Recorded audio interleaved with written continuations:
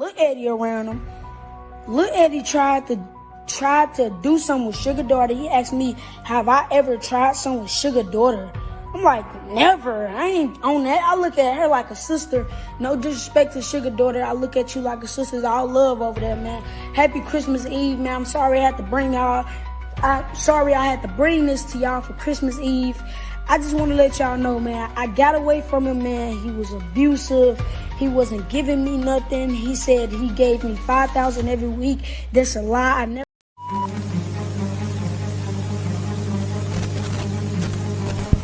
Tell me, is it facts or opinions? You be the judge. You'll have to decide. You'll have to decide. You'll have to decide. Yo, welcome to another Facts or Opinion where everybody's got a fact and an opinion and willing to give it out.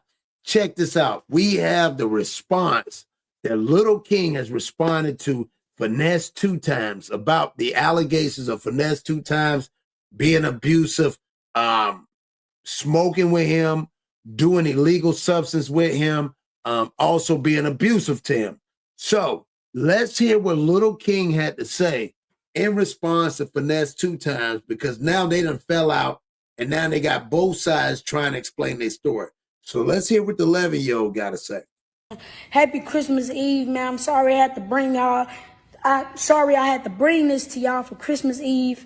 I just want to let y'all know, man, I got away from him, man. He was abusive. He wasn't giving me nothing. He said he gave me $5,000 every week. That's a lie. I never got nothing every week. I get $1,000. He give me $1,000 just to here and there. I never made my own money with him. Like when I was with this, I made $100,000 with Hustle. I've been with Hustle for 3 days.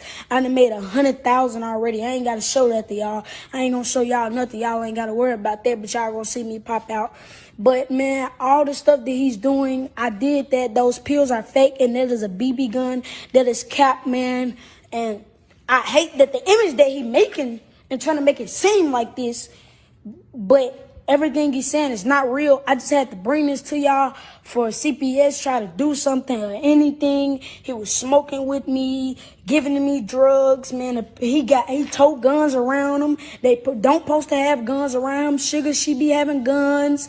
Yeah, I got on one time we was in, if you look on this video, I can't go to jail.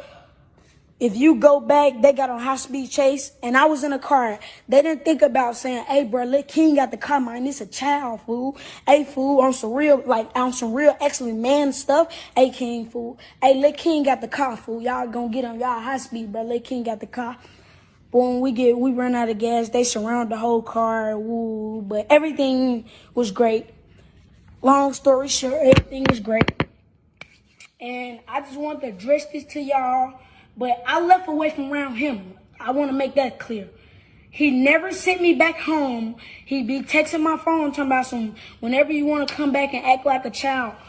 Bro, why would you kept me off the internet, bro. Then you try to switch my image up. You came and got me for who I am. And then you're going to try to change me for who I am.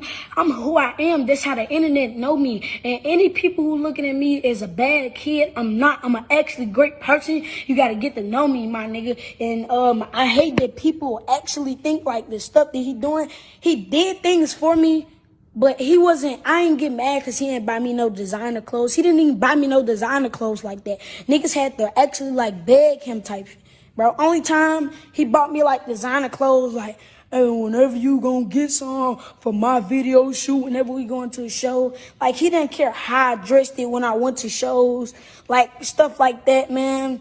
And, man, I'm just trying to address this to y'all, man. He's a conniving person, and it's paperwork that he tried to say he gave my grandma $10,000 and bought me a $40,000 watch and a $100,000 chain. And let me make this clear. Hey, Mob Ties, this to y'all.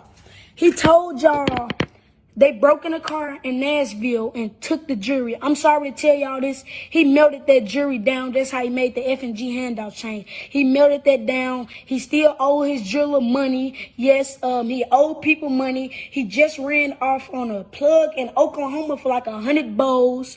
Yes, that's true. That's crazy. So what do y'all think about this?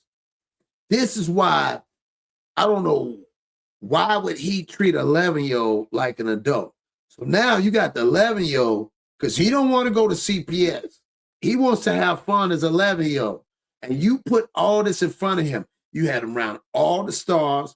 You had him around all of the illegal substance. And you had him around money. No kids. So when you try to change his image, listen what he said. He said, you tried to change me. And when you met me like that. And you accepted him as he was. That was the first problem. Then he comes out and say you ran off on the plug, you owe your jeweler money, you lied to mob ties. How does an 11-year-old know all this? Like, if you were being a parent, tell me how the hell does an 11-year-old know all of this business, especially grown man business of doing dirt? So now you're trying to me, finesse 2 times, you're trying to save face, because again, we can sit back and go back and forth and say this little kid was wild, but you're only as wild as your environment allow you to be. And whoever influenced you to do that, like again, he intensified. If he was already in the streets and had no money and hustling and gambling and shooting dice and smoking, and you put money in front of him without any control, any restrictions, it just intensifies it times 10. This is crazy. I mean, we got videos and finesse go to say, well, I didn't smoke, I didn't do nothing, I didn't gamble. Yeah, you did at first. That's why we got video of him and little baby here, and little baby throwing up gang signs, and they're in the middle of a club. You're talking about a 10-year-old in a club with money, more money than most dudes around. The dudes around him look up to him. So you gave this little young man a false perception of life, and now you're reaping what you sow. And now you want to try to tell him what to do. How you going to tell him what to do? And you didn't make it right. You didn't show him the finances. If you know that the business get over, then where did you come in at? And how much did you get over on him? Because it's impossible if you're doing something right. You tell him he just wanted to go out there and gamble.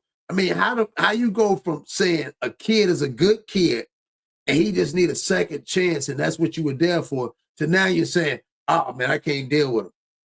Man, he don't care nothing about nobody but himself. He ain't even learned to grow up yet.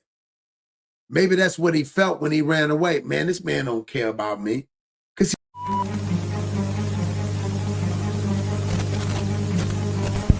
Tell me, is it facts or opinions? You be the judge. You'll have to decide. You'll have to decide. You'll have to decide.